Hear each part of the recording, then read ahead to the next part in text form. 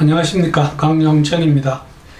아마 다이빙 처음 시작할 때 혹은 뭐 많이 하고 나서도 혹시 코피를 흘려본 기억이 있으실 거예요. 그래서 오늘 제가 다이빙과 관련되는 그 코피 이야기를 좀 해드리려고 합니다. 그 다이브웹의 잠수의학 Q&A에서 제가 코피를 검색을 해보니까 장장 82개가 나옵니다. 약 1800개 정도의 질의응답 속에 코피 관련 문제가 이렇게 많습니다. 그래서 이게 꽤 흔한 그런 다이빙 쪽에서의 문제가 아닌가 이렇게 생각이 들었어요.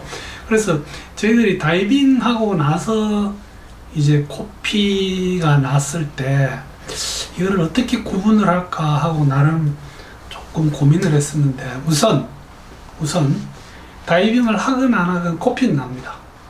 그래서 평소에 저희들이 한 번씩 나는 코피와 똑같은 코피가 다이빙할 때 어떤 이유로든지 날 수 있겠죠. 그래서 우선 코피라는 제목, 그 다음에 우리가 다이빙하고 있을 때 코피 나는 경우도 있고요, 다이빙 마치고 나서 나오는데 날 수도 있고, 경우에 따라서는 다이빙 마치고 며칠, 심지어는 일주일 지나는 데까지도 코피가 조금씩 삐직 나오는 경우들이 있습니다. 그래서 그거를 그렇게 분류를 하고, 코피가 난 경우에 다이빙을 해도 될까요?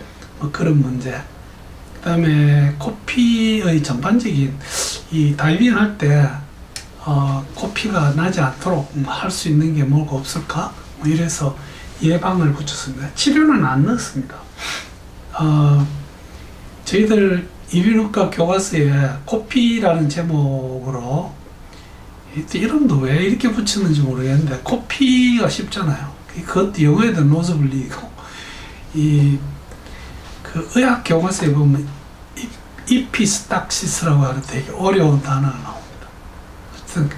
거기 보면 어떤 말이 나오는가 하면, 모든 코피는 언젠가는 멎는다 이렇게 되어 있습니다.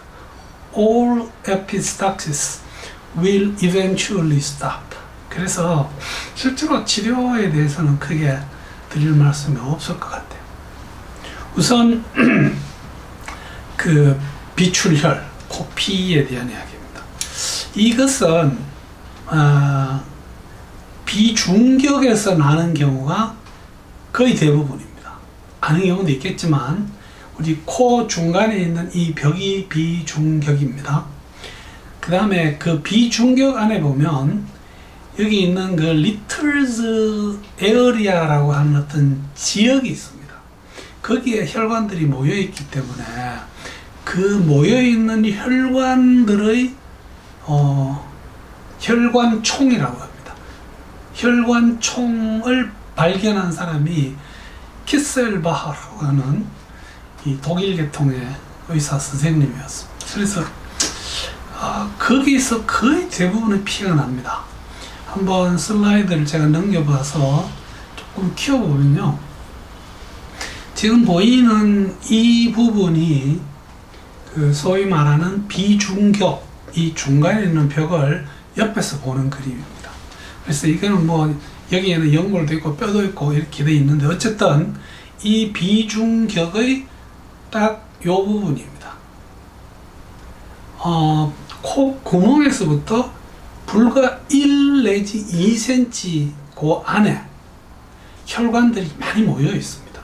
그래서 그 앞쪽에서 보면, 비중격을 이렇게 앞쪽에서 보면 여기 보면 약간 튀어나와 있는 부분이 있는데, 이것은 이쪽으로도 튀어나올 수 있고 반대쪽으로도 나올 수 있고 안 나올 수도 있습니다. 그러나 비중격이 이렇게 똑바로 있으면 양쪽 콧구멍 사이즈도 같고 좋을 텐데, 자꾸 이 비중격은 한쪽으로 이렇게 구부러지는 그런 경향이 있습니다.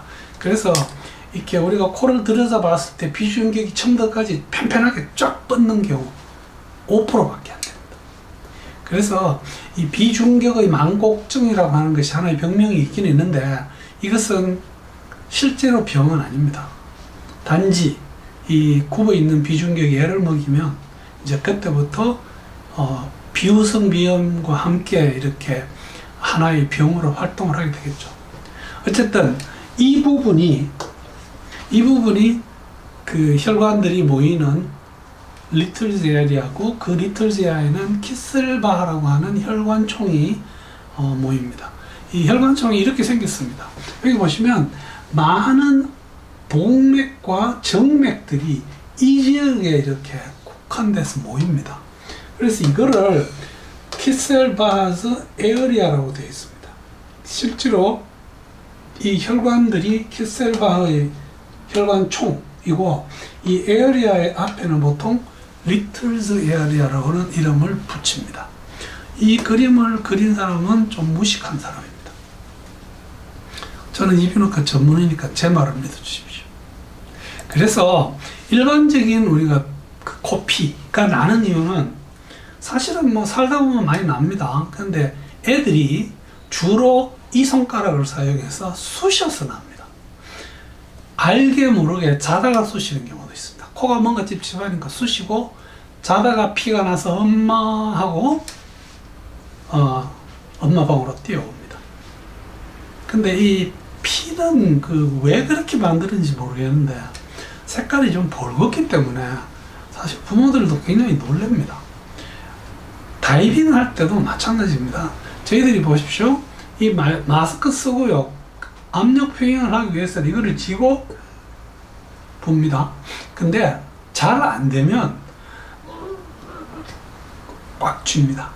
이것이 부비동 압착이 아닌 비출혈의 또 거의 대부분을 차지합니다. 그래서 이런 경우들은 보통 다이빙하고 물속에서 우리가 압력 표현을 하니까요, 다이빙하는 중간에 피가 나서 본인도 모르고 있다가 나중에 이렇게 보면 눈 밑에 이렇게 피가 벌겋게 고여 있어서 놀라가지고 막 상승을 하는 경우도 많이 봤습니다. 또 이 코피는 그래가지고 우리가 물 밖으로 나오잖아요. 그래서 지속적으로 좀 나옵니다. 코피 때문에 이비인후과에 오셔서 그 지혈을 하는 경우들이 많이 있는데, 대부분이 병원에 올 때쯤 되면 코피가 멎어 있습니다. 경우에 따라서는 멎은 코피를 들여다보면서 건드려서 다시 출혈이 됩니다. 그래서 이건 대부분이 자연치혈이 되기 때문에 사실은 특별한 치료가 필요 없는데, 특히 다이버의 경우는. 그러나 일반인들 같으면 병원에 오면 거기에다가 전방 패킹이라는 짓을 합니다. 옛날 우리나라의 어떤 전해 내려오는 의학, 전래의학에 의하면 코피가 나면 코 안에다 쑥을 집어넣습니다. 그래서 쑥을 넣다가 더 안 들어가면 그냥 두면 또 피가 찔찔찔 나오니까 그때 병원에 옵니다. 그래서 저희들이 쑥을 많이 빼내고 나서 그 안을 막아주는 경우도 있습니다. 어쨌든 사실은 쑥이라서 효과가 있는 게 아니고 뭐든지 넣어주면 됩니다.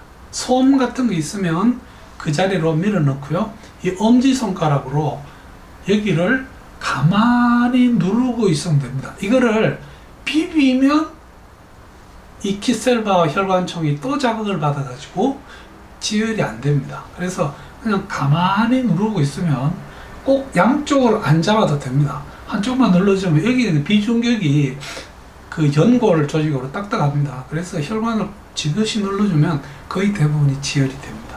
사실은 병원에 안 가셔도 됩니다. 집에 솜 없으면 똥닦개 종이는 좀 곤란하고요, 그냥 저희들이 사용하는 티슈 같은 거 이렇게 똘똘 말아서 넣고 지그시 눌러주셔도 대부분이 멎습니다. 다이빙을 하는 중간에 피가 나는 경우가 있겠죠. 이런 경우들은 방금 말씀드린 그 일반적인 코피 혹은 죄송합니다. 사이너스 압착입니다. 부비동 압착입니다. 그래서 이 부비동 압착은 제가 별도로 간단하게 이렇게 슬라이드를 만들어서 말씀드리겠지만, 이 부비동 압착이 오는 당시에 당연히 피가 나고 그 피가 부비동 안에 고이게 되겠죠. 그리고 다이빙을 마치고 나왔어도 피가 또 찔찔찔찔 나옵니다. 이것도 역시 당연히 다이빙 마치고 오는 일반적인 코피, 리틀즈 에리어에서 나오는 코피. 그 다음에 부비동 압착 마찬가지죠. 이것이 상승할 때 역압착에 의해서 블리딩이 가능합니다. 근데 나왔는데 피가요, 붉은 피가 선명하게 줄줄줄 나온다면 이것은 일반적인 코피입니다. 역시 티슈를 넣고 코를 꾹 눌러주면 99% 지혈이 됩니다. 문제는 다이빙 마치고 시간이 많이 지났을 때 계속 코피가 질질 혹은 찔끔찔끔 나옵니다. 그 중에는 중2 압착도 있습니다. 귀 속에 피가 났습니다. 이것이 슬슬 이관을 타고 코 쪽으로 흘러나옵니다. 이런 경우는 이게 피가 응고된 덩어리 같이 나오거나 안 그러면 뻑뻑하게 나옵니다. 그 다음에 역시 코피가 다이빙 직후에 계속 난다면 당연히 저희들은 부비동 압착을 생각해야 되겠습니다. 그래서 부비동 압착을 말씀드리자면 지금 여러분 보는 이 그림에 보시면 이거는 저한테 의뢰 연락이 와서 제가 병원으로 모셔가지고 여기 한번 제가 서울서 찍은 CT입니다. 모셔가지고 그분을 찍으니까 이렇게 피가 고여있는 이것을 제가 아마 사이너스 설명을 드릴 때 한번 드렸을 겁니다. 이 같은 사진입니다. 이 피가 이렇게 쫙 고이면서 위쪽에는 공기가 있고 아래쪽에는 피기 때문에 그거를 저희들이 에어 플루이드 레벨이라고 합니다. 급성 축농증 때도 이게 나타납니다. 어쨌든 이 고인 피가 차차차차 출혈을 일으키겠습니다. 근데 이 압력상에는 사이너스의 압력상에는 대부분이 올 때 통증이 있습니다. 그런데 특히 이 상악동 같은 경우에는 통증이 없이도 압착이 와서 출혈이 안에 고일 수가 있습니다. 그 다음에 대부분이 이런 경우에 이제 마스크 밑에 고여 있는 피 때문에 본인이 알게 됩니다. 시야가 이렇게 물속에서 하다 보면 벌건 물이 왔다 갔다 합니다. 여기에 대해서 준비가 안 돼 있는 다이버는 아주 엄청 놀라실 거예요. 우리 제가 광주에서 일할 때 그 병원에 계시던 선생님, 제주도에서 의사 선생님이 마스크 안에 피를 보고 소스라치게 놀라가지고 했던 그것이 생각납니다. 피는 부비동에 압착이 와서 난 피는 앞으로도 나오지만 목구멍 뒤로 자꾸 넘어갑니다. 아마 이런 경험도 있을 거예요. 그 다음에 이게 부비동 속에 피가 고이면요, 모든 피는 고여 있으면 염증을 부릅니다. 그래서 이것이 빨리 해소가 안 될 때는 소위 말하는 급성 축농증, 급성 부비동염으로 이어집니다.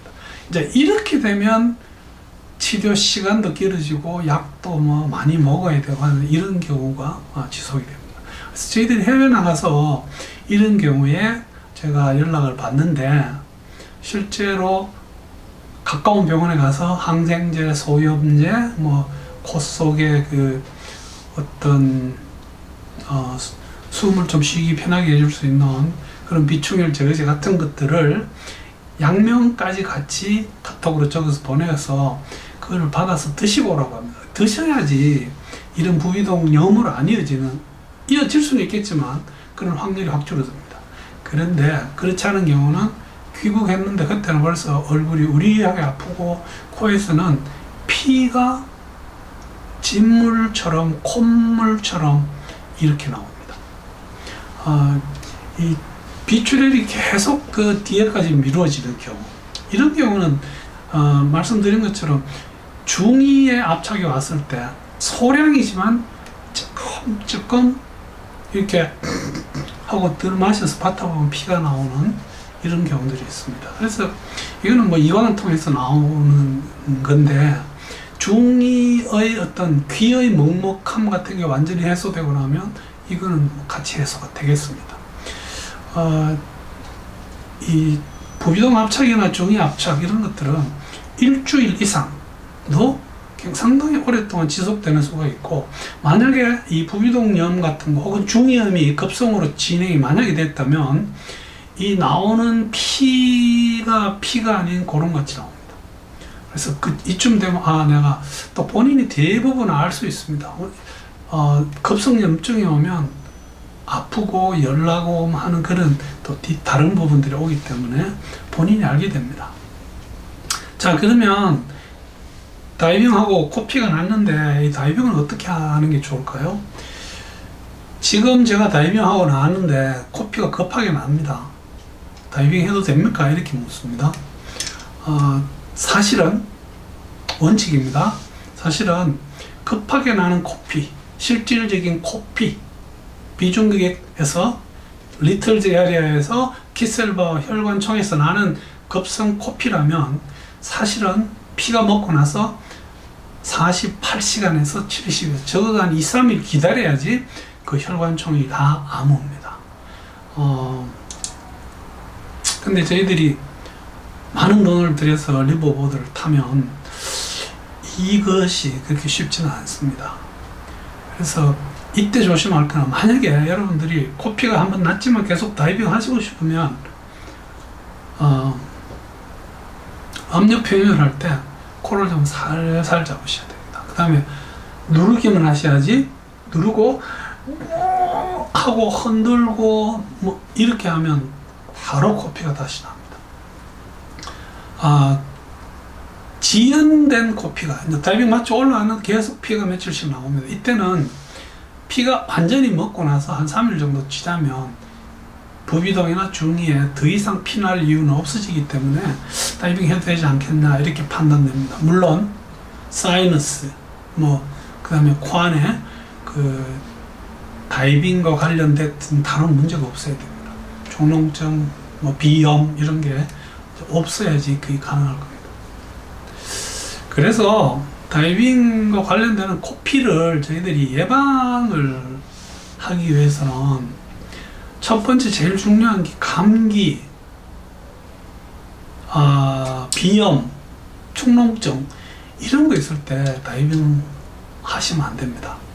이게 그 압력 평형을 잘 안 되게 만들고, 그래서 부비동이나 중이에 압착이 오고 코를 자꾸 쥐어 짜기 때문에 압력 평형을 하기 위해서 이때 또 코피가 납니다.